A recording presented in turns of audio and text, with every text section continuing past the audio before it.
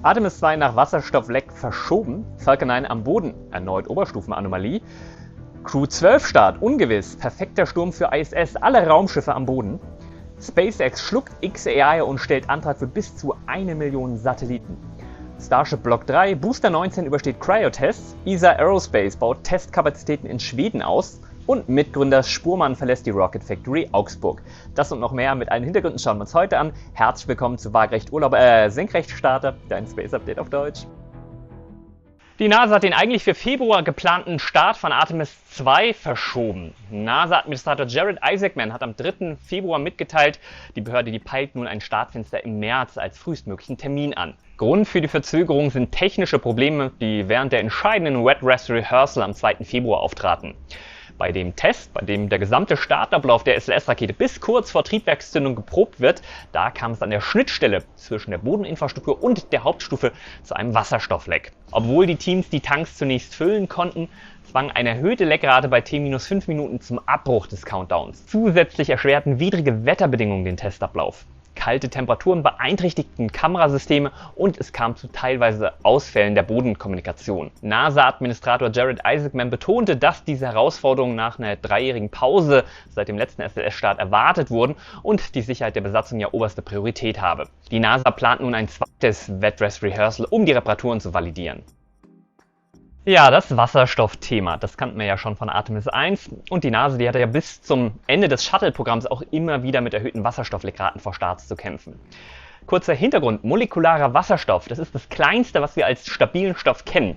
Zum Vergleich, während die Molekülgröße von Wasserstoff grob 0,1 Nanometer beträgt, ist Wasserstoff mit etwa 0,3 Nanometer 3-mal so groß. Da kann man sich dann direkt schon gut vorstellen, dass es deutlich schwieriger ist, gegen Wasserstoff abzudichten.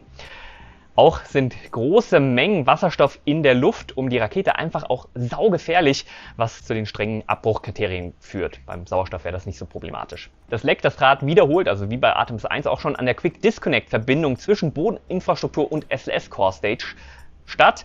Diese Verbindung, die ist deshalb technisch so anspruchsvoll, weil sie dann beim Start der Rakete schnell getrennt werden muss. Es handelt sich also um eine lösbare Dichtverbindung. Wegen der tiefkalten Temperaturen, Wasserstoff ist nur so flüssig, ist bei Umgebungsbedingungen bei minus 253 Grad ja flüssig. Da scheiden viele Dichtstoffe wie zum Beispiel Elastomere für diese Flächen dann aus. Viel entscheidender als die Größe des Wasserstoffs ist aber für die Abdichtung noch etwas anderes. Flüssigkeiten fließen nicht als einzelne Moleküle durch Spalte, da ist entscheidender vielmehr die Viskosität, also das ist die Reibung innerhalb des Fluids. Die Oberflächenspannung, das hat zum Beispiel dann Einfluss auf die Kapillarwirkung. Flüssiger Wasserstoff ist 15 Mal dünnflüssiger als flüssiger Sauerstoff und flüssiger Wasserstoff hat 6 bis 7 Mal eine geringe Oberflächenspannung, was dann dafür sorgt, dass es halt gut durch den Spalt dann durch kann. Die Ingenieur-Faustregel, die sagt, flüssiger Wasserstoff findet Wege, die 10-mal kleiner sind als bei flüssigem Sauerstoff. In der Dichtungstechnik, da gibt es auch das Sprichwort, wenn es mit Wasserstoff dicht ist, dann dichtet es gegen alles ab. Übrigens ist der SLS-Haupttank mit 1500 Kubikmetern der größte jemals gebaute flugfähige Wasserstofftank. Der Shuttle-Haupttank, der war nur etwa 1000 Kubikmeter groß. Noch ein Fun-Fact, die größten Flüssigwasserstofftanks überhaupt, das sind die LH2 Storage Spheres im Kennedy Space Center. Die fassen jeweils etwa 3300 Kubikmeter. Das sind aber nicht flugfähige Tanks oder sagen wir es mal so, nicht geplant flugfähig. Mit der richtigen Menge Sauerstoff und etwas Aktivierungsenergie könnten die Dinger bestimmt auch fliegen. NASA-Administrator Jared Isaacman hat mit einem ungewöhnlich offenen Statement auf diese Wet Dress Rehearsal oder den Abbruch geantwortet. Die heutige Artemis-Architektur rund um das Space Launch System sei historisch gewachsen und reiche technologisch bis in die Shuttle-Ära zurück. Genau deshalb stelle sie aktuell den schnellsten und sichersten Weg dar, um Menschen bis mindestens Artemis 5 erneut auf den Mond zu bringen. Zugleich benennt Isaacman aber klar die Schwächen, extrem niedrige Flugrate, hohe Kosten und ein System, das nicht als dauerhaftes Rückgrat einer Mondwirtschaft taugt. Die Konsequenz daraus für Isaacman, ein zweigleisiger Kurs. Kurzfristig setzt die NASA weiter auf das SLS, natürlich immer auf maximale Sicherheit, aber auch jetzt mit der SLS-Infrastruktur aufwendige Tests, Generalproben und Freigaben vor jedem Start. Strategisch jedoch werde man zukünftig mehr Aufgaben an die Industrie abgeben, während sich die NASA auf das Zitat nahezu Unmögliche konzentriert. Ist vermutlich klar, von welchen Industriepartnern Isaacman da spricht. Einer der wichtigsten NASA-Partner, der hat erneut ein Problem mit seinen Oberstufen. SpaceX hat die Starts seiner Falcon 9-Flotte vorerst ausgesetzt. Grund ist eine Anomalie der Oberstufe während einer Starlink-Mission am 2. Februar. Obwohl die 25 Starlink-Satelliten erfolgreich in den Orbit ausgesetzt wurden, versagte das Triebwerk der 2. Stufe bei der Vorbereitung für den kontrollierten Wiedereintritt. Statt wie geplant gezielt über dem Ozean zu verglühen, musste die Stufe passiviert werden und tritt jetzt in den kommenden Tagen unkontrolliert in die Atmosphäre ein. Dieser Vorfall, der bringt den straffen Zeitplan von SpaceX unter Druck. Besonders kritisch ist die Situation für Crew 12. Das ist ja eine Crewmission zur Internationalen Raumstation. Die wäre ja eigentlich für den 11. Februar geplant. Die NASA und die Luftfahrtbehörde FAA, die sind eng in die laufenden Untersuchungen eingebunden. Ein Neustart der Falcon 9 ist erst nach Klärung der Fehlerursache zulässig. SpaceX zeigt sich jedoch optimistisch, das Problem zeitnah zu lösen und das Startfenster für die Astronauten einhalten zu können. Da die ISS nach der medizinischen Evakuierung von Crew 11 im Januar ja derzeit unterbesetzt ist, hat der Flug hohe Priorität. Wie hat meine Oma gesagt, kein Unglück ist groß genug, dass nicht etwas Gutes daran liegt. Die Vorräte der ISS, die müssen ja aktuell nur für 3 Menschen reichen. Ja, für den Forschungsbetrieb und die Stationinstandhaltung ist die Mini-Crew von 3 natürlich nicht so cool, kennen wir aber schon aus der Zeit zwischen den letzten Shuttleflügen und dem ersten Crew Dragon-Flug. Für den ISS-Betrieb ist es übrigens aktuell gerade der perfekte Sturm.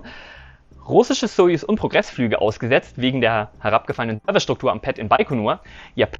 VX-Flüge ausgesetzt wegen dem letzten Fehlstart der H3 und jetzt auch noch der Ausfall von Crew und Cargo Dragon, bis die Falcon 9-Anomalie untersucht ist.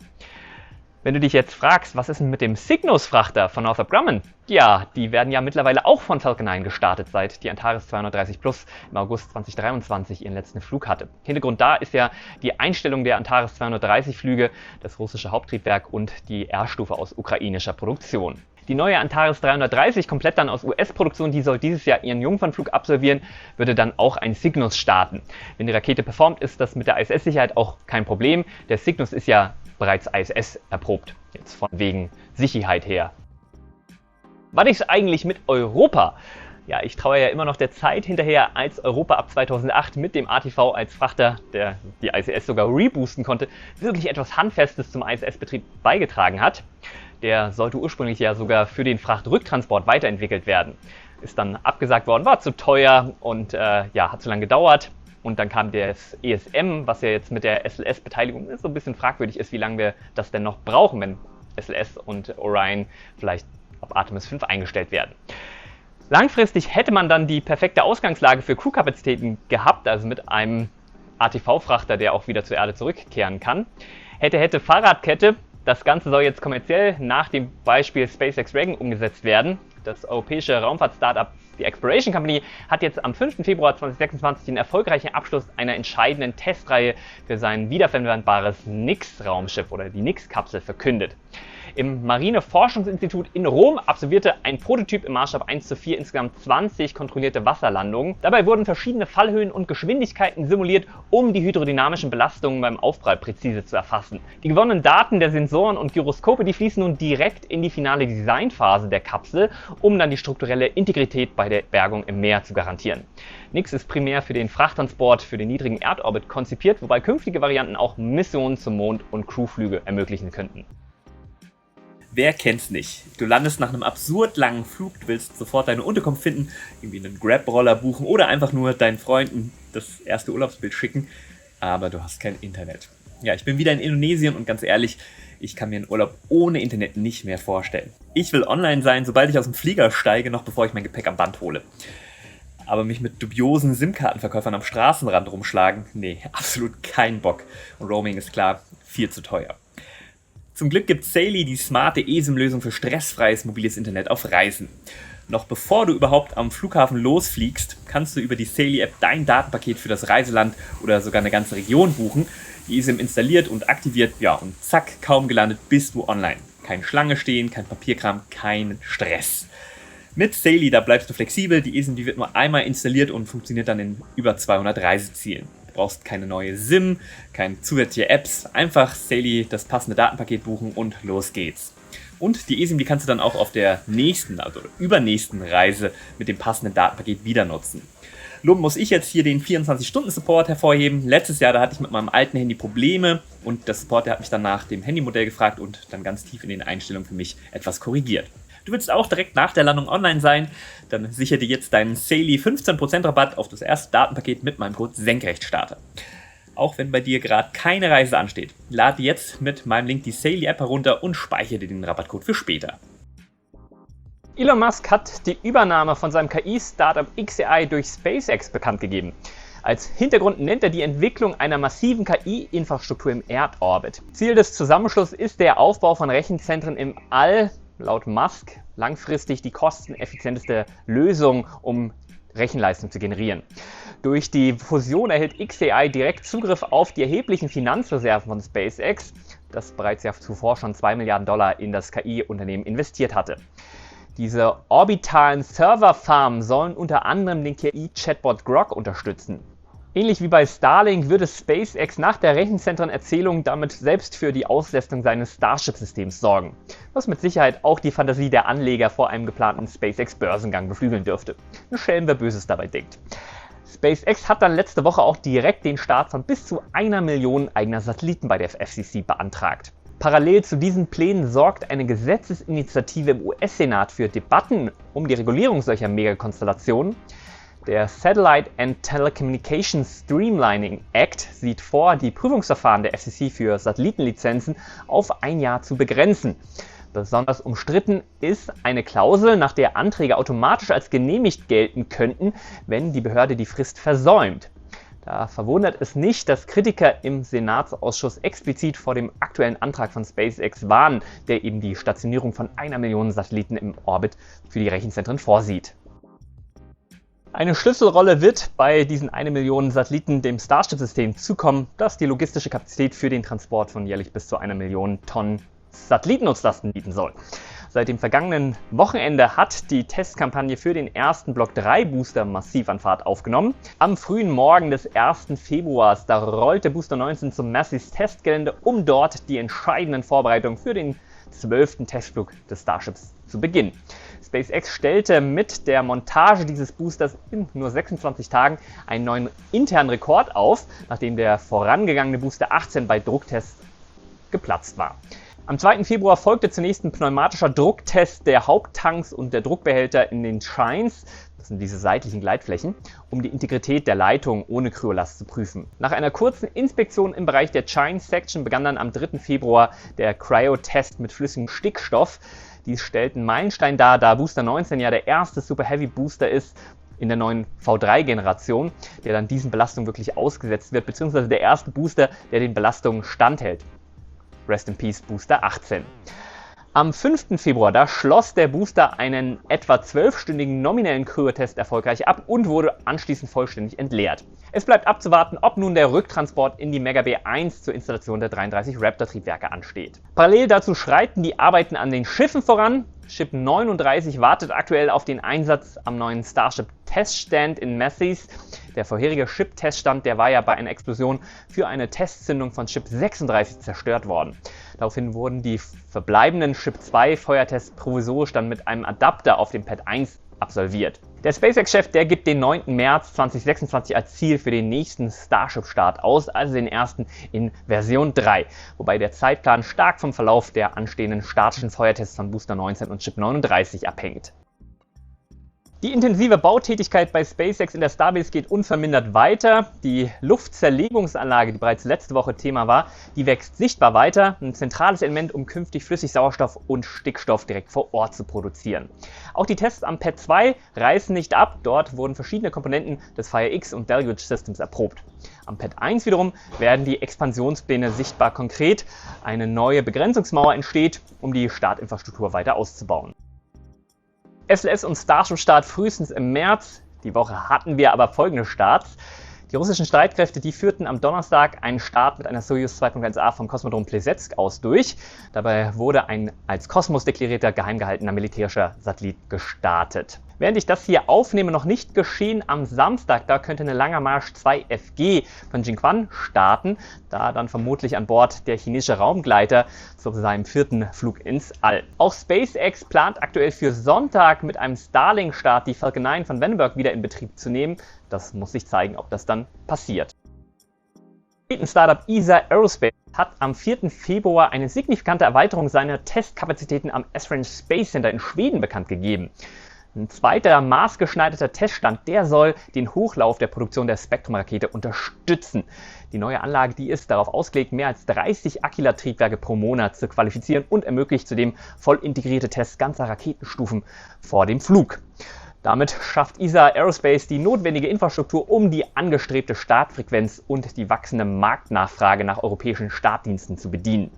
Nach einer technischen Verschiebung im Januar ist der zweite Flug der Spektrum ja aktuell für den 19. März vom norwegischen Andøya Spaceport geplant. Apropos deutsche Raketenbauer, ein prägendes Gesicht der europäischen New Space-Szene verabschiedet sich. Jörn Spurmann, Mitgründer der Rocket Factory Augsburg, hat das Unternehmen Ende Januar 2026 verlassen. In einem persönlichen Rückblick auf LinkedIn zog Spurmann Bilanz über seine 8-jährige Reise, die 2018 mit einer belachten Idee begann und RFA zu einem der führenden privaten Raketenbauer Europas machte. Er betont, dass die Firma nun finanziell und kommerziell auf einem soliden Fundament stehe und sein persönlicher Einsatz nicht mehr benötigt wird. Interessante Zahl in dem Post: Laut Spurmann investierte das Unternehmen rund 150 Millionen Euro, um die Entwicklung der RFA One bis kurz vor Erstflug voranzutreiben. Ein riesengroßes Dankeschön geht an alle Unterstützer dieses Kanals. Euer Beitrag, der macht diesen Kanal überhaupt erst möglich. Ja, die YouTube-Werbeeinnahmen, die würden allein nämlich nicht ausreichen, um den Kanal zu betreiben. So gibt's aber einen kleinen, aber feinen YouTube-Kanal auf Deutsch, der sich ausschließlich mit Neuigkeiten aus der Raumfahrt befasst. Ihr gebt mir die Freiheit, themengründlich zu recherchieren. Ihr sorgt dafür, dass die Menschen über Raumfahrt informiert werden und dass Raumfahrt noch mehr Menschen begeistern kann. Danke, dass ihr Teil dieser Mission seid und diesen Kanal mittragt. Ich danke euch im Namen des gesamten Teams von Senkrechtstarter, aber auch im Namen aller Zuschauer, die euch ja diesen Kanal verdanken. Wenn auch du aktiv mithelfen möchtest, den deutschsprachigen Raum für Raumfahrt zu begeistern, genau, teil meine Videos, sprich mit Menschen über Raumfahrt und darüber, was dich daran begeistert. Ja, und wenn du die Arbeit von Senkrechtstarter direkt unterstützen möchtest, freuen wir uns natürlich über eine direkte Unterstützung, über eine Kanalmitgliedschaft. Durch deine regelmäßige monetäre Unterstützung bleibt der Kanalbetrieb auch in Zukunft gesichert. Den Link zur YouTube-Kanalmitgliedschaft, den findest du unter dem Video. Als kleines Dankeschön bekommen ja alle Schutzengel die Senkrechtstarter-Videos vorab und werbefrei. Vielen, vielen Dank. Noch schnell die Starts der kommenden Woche, die sind näher dran. Mittwoch wird die China Rocket Company voraussichtlich eine Smart Dragon 3 von der schwimmenden Plattform im südchinesischen Meer starten. Ebenfalls am Mittwoch, da stehen noch 2 Falcon 9 Flüge in meinem Kalender, Starlink und Crew 12. SpaceX wird Crew 12 jedoch erst dann durchführen, wenn die Ursache für den jüngsten Fehler in der Oberstufe vollständig geklärt ist und behoben und auch von der NASA abgesegnet ist. Am Donnerstag, da steht der Start einer Vulcan von United Launch Alliance und Cape Canaveral auf dem Plan. Die Rakete wird für die US Space Force 2 Satelliten zur Überwachung des geostationären Orbits ins All befördern.